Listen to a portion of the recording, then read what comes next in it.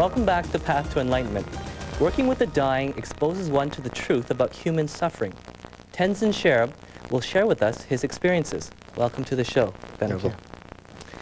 First off, I understand that you do some work at a hospital in downtown Toronto. Yes. What kind of work do you do? I'm a nursing assistant, so the main activity is bathing, lots of bathing, and providing emotional support, not just for those that are dying. We're all dying, so in a way, all care for the ill is like hospice care. Some are actively dying, some are in and out, some are regulars. But the main thing is we're at the bedside as a nursing assistant, at the bedside all the time, providing basic physical care. And some special things happen during those intimate moments. People feel sometimes free to open up, and sometimes it's an emotional experience. They are experiencing things by sharing that they might not otherwise, or being alone, waiting for something to happen. When there's another human in contact with them, physical contact, giving care in a warm way, sometimes some dynamics happen, and it's an opportunity for them and for me too. Has your training in Buddhism as a Buddhist monk helped you in any way in caring for these people? I don't know how I would do what I do without the training and instruction and practice that I've had in Buddha Dharma. Mainly to remember that my intention is the most important aspect of everything that I do.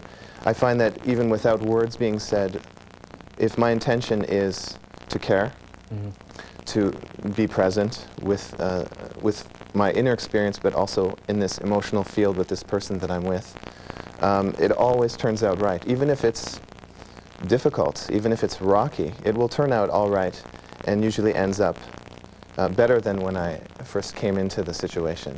Everyone feels some joy, some relief, and sometimes it is painful. Sometimes I'm very moved by those that I'm with. I have a fellow now, blind, older fellow, desperate for contact, and so moments with him I feel sad. I wish you didn't have this type of suffering, this blindness, and feeling sometimes alone, a lot of the time alone, and I'm quite moved by that. But when we're together, we mostly laugh and enjoy each other's company.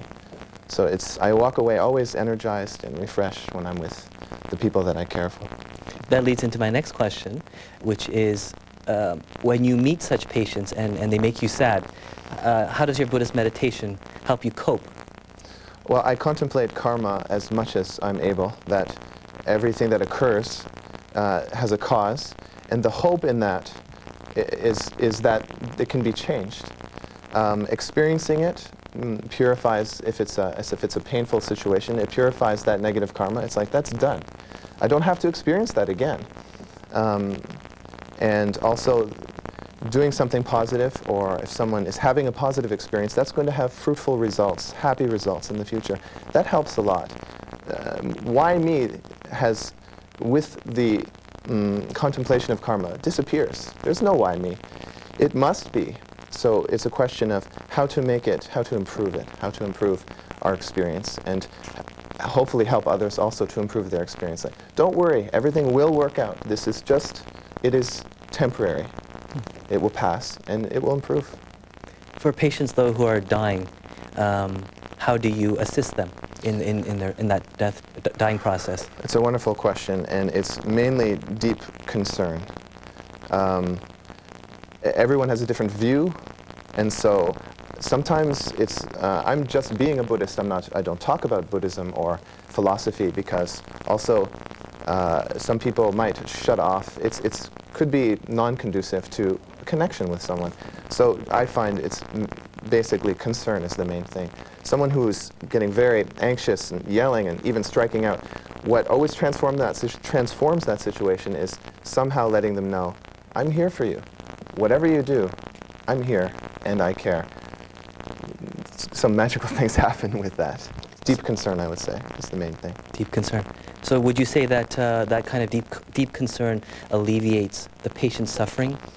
Not completely. Suffering is a big word, as you know. Yeah. There are many types of suffering, levels of suffering, but some with that, yes, the feeling alone, feeling uncared for, feeling isolated, some of these things naturally disappear. Some of the deep suffering which comes from wrong ideas that we have, these things take time. But the wrong idea that no one cares for me in this whole universe is gone in that moment when someone says, hi, I'm here. I'm just here. And I know that you do a lot of compassion meditation, cultivating compassion within you. Now, how do you apply that to the hospital setting? I think mainly it's a person-by-person basis. Compassion being wanting to alleviate the suffering of the other, and also working on alleviating my own suffering is the first step. Just merely even having that thought. And practicing, how can I alleviate this short-term suffering? And putting aside the long-term suffering, which takes, again, time and effort. You know, there's an immediate problem, I'd like to eliminate it. That's what I go in the morning, that's my intention. I'd like to remove some immediate suffering. How can I do that? It's quite energizing, and it makes me eager to do that.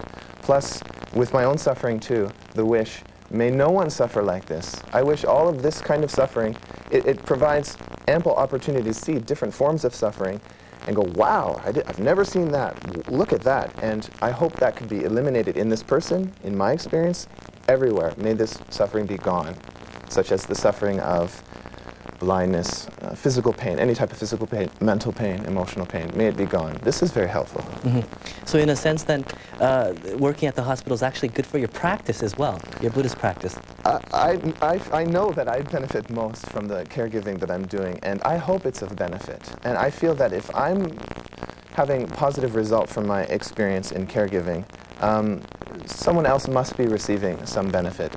Otherwise, I would come away with a different type of experience. I think that's my barometer. Am I being a benefit? I've really come out changed. And I hope, if I've come out changed, it seems that someone hopefully will get the overflow of that intention to benefit. I hope. Well, thank you very much for sharing your experiences with us today. Thank you. Thank you. Stay with us, because we're going to be coming right back. Thank you.